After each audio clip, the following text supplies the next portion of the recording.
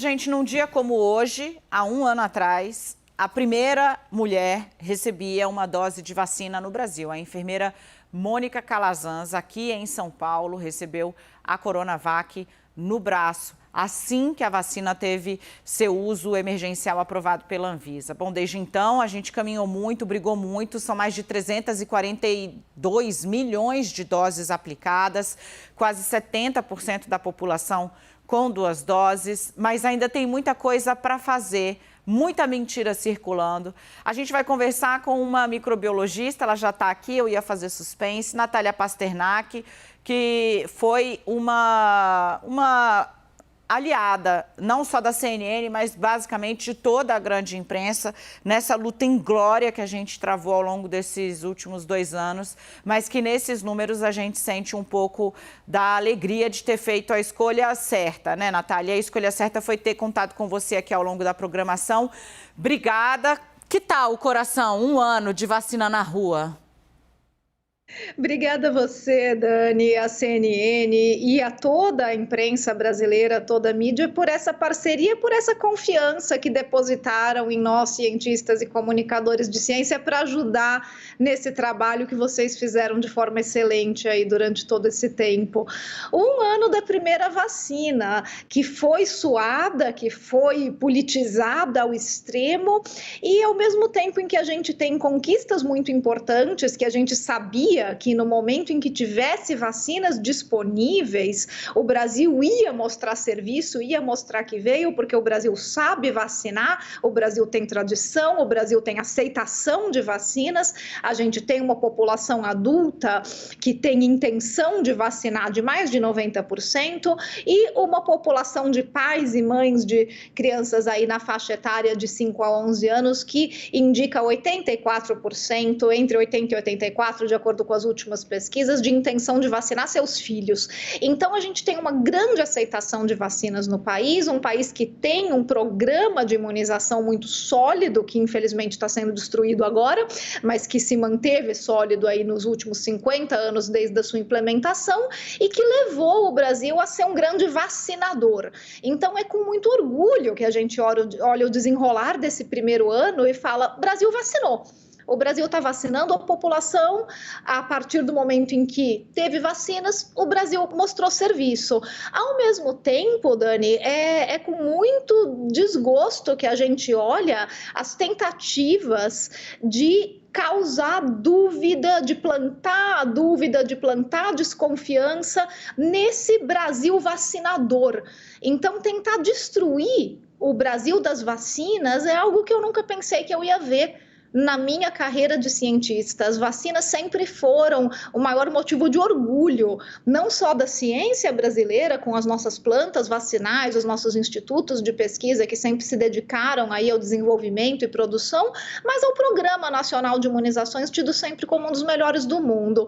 Então, ter tentativas que vêm diretamente das instituições federais, do governo federal, de destruir a confiança que o brasileiro tem em vacinas, como foi observado recentemente na vacinação infantil, é muito triste de observar num país que sempre teve essa tradição tão bonita. E a gente vê isso no momento em que essa nova variante, a Ômicron, chega, se alastra, mostra a força que ela tem, né? O potencial realmente de altíssima transmissibilidade. Eu nunca tive tantos amigos doentes, famílias inteiras agora com Covid-19, mas a vacina, doutora Natália, a vacina está nos ajudando. A gente trouxe aqui estudo do Emílio Ribas, de cada 10 internados, 7 não tinha vacina. Então, assim, a vacina está segurando, as pessoas não estão tendo casos graves por conta da vacinação. Daí a importância de reforçar não só o avanço, né? Quem está com a segunda dose atrasada, corra, entendeu? Corra, Lula, corra, não dá para esperar. E avançar também na vacinação infantil, porque é um público que está desprotegido e a gente está vendo as crianças adoecendo mais também. Exatamente, Dani. Então a gente precisa, como sempre precisou e como não tem sido feito durante esse desgoverno, campanhas publicitárias de vacinação. As campanhas têm sido feitas aqui, na mídia, na imprensa, e não diretamente do governo federal. O PNI ainda está órfão, o Programa Nacional de Imunizações ainda segue sem diretoria. Então a gente não pode fazer campanha de vacinação sem campanha publicitária. E, infelizmente, isso acabou ficando a cargo da mídia brasileira, que cumpriu e cumpre esse papel de forma excelente, mas não é o papel da mídia, é o papel do governo federal, do Ministério da Saúde, e que, infelizmente, parece que está realmente jogando contra esse processo informativo sobre a eficácia e a segurança das vacinas, principalmente na vacinação infantil.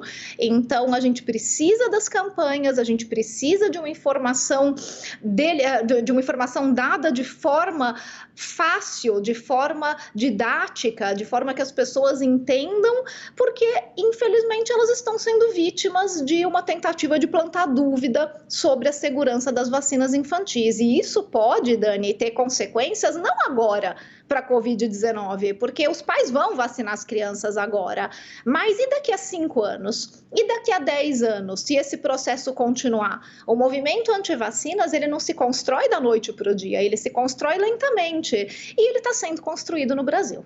Não tinha espaço no Brasil. Nos últimos anos, a gente foi vendo a cobertura vacinal não atingir a meta de vacinas que a gente já dá, a pentavalente, a vacina contra doenças que o Brasil tinha erradicado e que voltaram a aparecer porque os pais foram parando de vacinar. Eu tenho muito claro na memória quando lá no Amazonas o pessoal da saúde foi nas casas com a brigada militar, com polícia, com escolta, porque as pessoas estavam ali já criando esse fantasma da vacina que a gente não vai deixar. Doutora Natália, nosso time tem pergunta, mas então, como a senhora exemplificou aí que tem essa tentativa de espalhar medo, conversa diretamente com o papai e com a mamãe que está em casa agora e que está sem saber exatamente se o filho pode ter reação adversa. Vamos falar com esse pessoal que pode estar um pouco preocupado.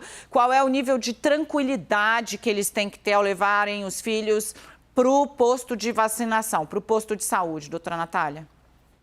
Vamos lá, Dani. Então, vocês, pais e mães que estão aí preocupados com a desinformação que circula sobre a vacinação infantil, lembra de quantas vacinas os seus filhos já tomaram? Desde que eles eram bebezinhos lá no hospital, já receberam BCG, depois foram seguindo todo o calendário vacinal. Cada vez que vocês levavam as crianças no posto de saúde para vacinar, o agente de saúde falava, olha, pode ter uma reaçãozinha, é normal, às vezes dá febre, às vezes dá dor no local. Essas reações são as reações mais comuns registradas para as vacinas, para a vacina pediátrica da Covid-19, a vacina da Pfizer, são as mesmas reações. Essa vacina foi testada da mesma maneira que todas essas outras vacinas que estão no calendário vacinal e que vocês têm dado tranquilamente como tem que ser para os seus filhos ao longo da vida deles. Então, essa vacina passou por um teste clínico igual a todas as outras vacinas. Ela foi testada em 3.000 crianças dessa faixa etária, de 5 a 11 anos. Os efeitos colaterais adversos foram febre, dor no local. Nenhuma criança ficou doente, nenhuma criança teve sequela grave, nenhuma criança morreu. E depois desse teste clínico, quando a vacina foi liberada para o uso comercial, ela já foi aplicada só aqui nos Estados Unidos em 8 milhões de crianças. Sabe quais foram os efeitos colaterais reportados? Uma febre, uma dor no braço, como todas as outras vacinas. Nenhuma criança morreu, nenhuma criança ficou doente, nenhuma criança teve sequela. 8 milhões de crianças. Então fiquem tranquilos, essa vacina não é diferente de todas as outras vacinas infantis. Ela foi testada, ela foi aprovada pelas agências regulatórias, pela FDA nos Estados Unidos, pela agência europeia, pela Anvisa no Brasil, como todas as outras vacinas que vocês dão para os seus filhos. E que, se vocês não dessem, aí sim, seus filhos iam estar correndo risco de pegar um monte de doenças infecciosas que, antes de nós termos vacinas, matavam 20% das crianças antes delas completarem 5 anos de idade. Esse era o mundo antes da gente ter vacinas. Era um mundo de morrer de sarampo. de morrer de coqueluche, de meningite, de ficar com sequela de pólio. A gente não quer voltar para esse mundo. Covid pode até ser menos grave em crianças e acometer proporcionalmente menos crianças do que adultos, mas criança pega Covid, criança fica doente, criança morre de Covid e tem vacina. Então não faz sentido não vacinar. E fiquem tranquilos que essa vacina é igual às outras vacinas que vocês já estão acostumados. Para cá, a nossa super Renata Agostini, ela quer falar com a Natália Pasternak. Renata, a Natália está te ouvindo. Oi, Natália, boa tarde. Eu quero aproveitar e fazer um comentário. Você falou agora, né, sobre a importância da vacinação por uma série de doenças. E eu tive um avô que era a paixão da minha vida, gente, e ele carregou a vida toda sequelas da poliomielite. Ou seja, a vacinação que não protegeu o meu avô quando era criança, protegeu todos os filhos dele e me protegeu. Então, faço só esse relato pessoal, porque lá em casa todo mundo sempre deu muito valor à vacina, graças a Deus. O meu avô tinha um probleminha na perna, que ele carregou por causa da poliomielite. Mas vamos lá, Natália, no final do ano passado, eu lembro muito bem de você falando aqui na CNN. Gente, para ter carnaval, só se a situação melhorasse muito. O que a gente viu foi a situação não melhorando, pelo contrário, né? A Omicron dando sinais de que a gente pode ter pico em algumas semanas, a realidade se impôs. Quero te ouvir jogando um pouco mais para frente. A gente está diante de um ano novamente perdido no sentido de vida normal? Vai ser novamente um ano inteiro de apertar os cintos? Ou temos perspectivas de chegar até o final do ano numa situação diferente? Renata, muito bonita a história do seu avô. Imagina o que ele diria para essas pessoas hoje que se recusam a vacinar os seus filhos, né? E respondendo a sua pergunta, Renata, é difícil fazer previsão do futuro, né? A gente já sempre deixa bem claro aqui que mesmo o pessoal que trabalha com modelagem matemática, eles não fazem previsão do futuro, eles trazem um cenário.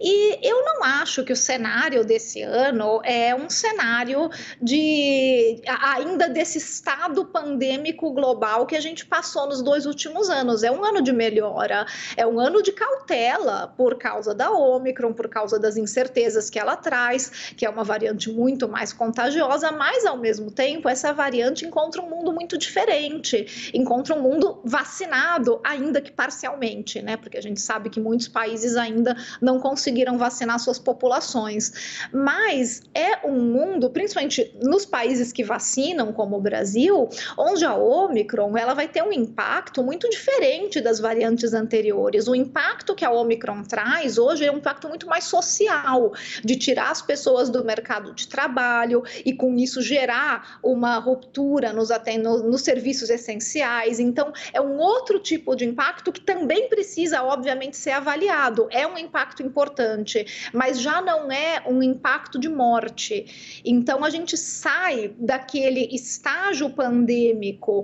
de uma doença que mata para uma doença que, em pessoas vacinadas, ela acomete e tira do mercado de trabalho. E isso gera um problema social que a gente vai precisar lidar. Então, é um ano com problemas diferentes, mas não é um ano perdido e é um ano onde, provavelmente, se a gente conseguir seguir com essa vacinação bem feita, que a gente faz no Brasil e muito abrangente, a gente sai do estágio pandêmico e a gente vai entrar num estágio de controle, de vigilância, de surtos, de endemia, mas não mais um estágio de pandemia. Perfeita, e com um olhar um pouco otimista, eu diria. Que bom, né? Que bom, porque quando vem de quem entende do assunto, a gente fica bem tranquilo. Doutora Natália, eu queria pedir sua ajuda, Rê, obrigada, porque a gente tem aqui perguntas que estão vindo e eu acho legal que a gente responda, porque a doutora Natália falou diretamente com os pais, explicou o processo. A vacina ela não está em teste, ela já foi testada, ela já foi aprovada, ela já foi aplicada em 8 milhões de crianças. Mas tem uma pessoa aqui que faz uma pergunta que eu acho que espelha muito uma face da disseminação de desinformação em boa parte das redes sociais, nos grupos de família, então acho importante colocar. O Cláudio Lima pergunta, tudo bem, mas e a longo prazo, né? Porque uma das questões é essa, né, de que a vacina teria efeitos daqui não sei quantos anos e que então, portanto, a gente não deveria estar aplicando agora. Peço para a senhora, por favor, falar com esse telespectador. E tem um outro que está aqui bastante interessado na questão do autoteste. A gente tem ideia de qual o custo de um autoteste fora do Brasil? A senhora realmente acha que vai ser uma medida elitista, assim, que só uma parcela da população é que vai ter acesso mesmo? Então, vamos lá. Primeiro para o Cláudio. Cláudio, não tem efeitos de longo prazo reportados para nenhuma outra vacina. As vacinas, elas trabalham com pedaços do micro-organismo ou com o micro-organismo inteiro inativado ou atenuado ou com informação genética sobre esse micro-organismo para que o nosso próprio organismo humano possa produzir uma proteína igual a do vírus. Tudo isso é para enganar o sistema imune. Então, todos os tipos de vacina que existem, eles trabalham para enganar o nosso sistema imune, para fingir que eles são o vírus, mas eles não são. Então, nesse sentido, eles são muito menos perigosos do que o vírus em si, certo? Então, quando o vírus entra na sua célula, o vírus vai lá, ele vai aproveitar a maquinaria da sua célula, vai fazer todas as proteínas dele, vai montar um monte de vírusinho. Isso, imagino que você nunca tenha perguntado, ou ninguém nunca tenha se perguntado, quais são os efeitos de longo prazo de eu ter uma infecção viral. Você tem trocentas infecções virais aí durante a sua vida, muitas das quais você nem percebe. Então, nem sempre você fica doente, mas você tem contato aí com um monte de vírus. Eles entram nas suas células, pegam a maquinaria da célula e fazem um monte de cópias deles mesmos, fazendo aí um monte de proteínas. E depois o sistema imune dá conta deles e eles somem de lá. E com a vacina é muito menos do que isso, é um ambiente muito mais controlado do que isso. A vacina não vai estar lá fazendo várias cópias de si mesma, ela não tem essa capacidade, porque ela não é um vírus, ela é um pedacinho dele, ou um pedacinho do RNA dele. Então, ela imita um pedaço do que o vírus faz.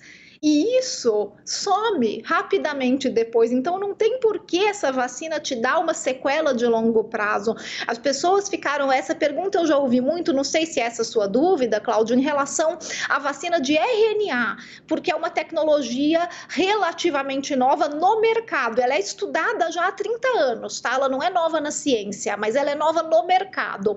Então, as pessoas ficaram com muita dúvida. Ai, mas e se o RNA ficar lá na minha célula? Ele não fica, é uma molécula muito, muito frágil, ela vai se degradar em semanas, depois de 3 semanas não tem mais nada lá. E esse RNA da vacina é um pedacinho do RNA do vírus que vai fazer uma proteína ou um pedaço de uma proteína do vírus para enganar o seu sistema imune. O vírus inteiro vai colocar o RNA inteiro dele lá dentro da sua célula e fazer todas as proteínas dele. E vai ficar se multiplicando ainda. Então, é por isso que a gente sabe que essas tecnologias são seguras, além do fato delas serem testadas, claro. Mas elas são seguras e elas não vão ter efeitos de longo prazo na gente. Então, quanto a isso, pode ficar bem tranquilo. A outra pergunta era sobre os autotestes, né? A questão de elitizar os autotestes. Eu acho que é um problema realmente social, não é um problema científico. E os autotestes, eles têm um custo, claro. Tem países que subsidiam os autotestes e fornecem os autotestes para os sistemas de saúde. Na Inglaterra, eles são distribuídos.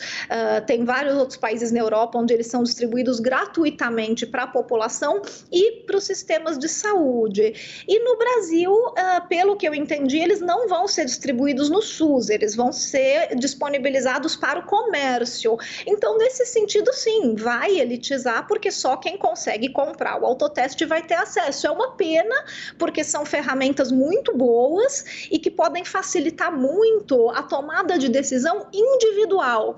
Então, o autoteste, ele não é uma boa ferramenta epidemiológica para fazer notificação, para a gente ter a curva de casos do país, mas ele é uma ótima ferramenta para uma tomada de decisão rápida rápida, individual, que vai quebrar a cadeia de transmissão. Eu já usei o autoteste aqui várias vezes com a minha filha, por exemplo, quando tem alguma suspeita, teve contato com alguém, então tem que fazer o autoteste para liberá-la para a escola. Isso, inclusive, são as normas da escola. Então, eles pedem que a gente faça mesmo em casa um autoteste e informe o resultado para a escola. Não precisa justificar, mandar foto do teste, nada. É a nossa palavra. E então, é um pacto social e que funciona muito bem para essa tomada de decisões individual e coletiva, no caso de espaços como as escolas. Quanto custa, doutora?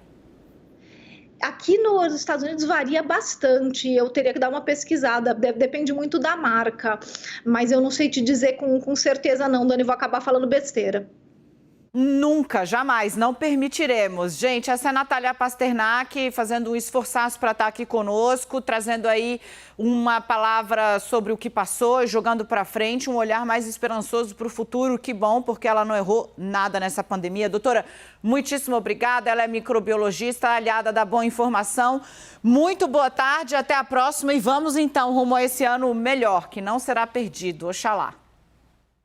Com certeza, Dani. Obrigada a vocês. Um bom dia para todos e para todo mundo que está assistindo.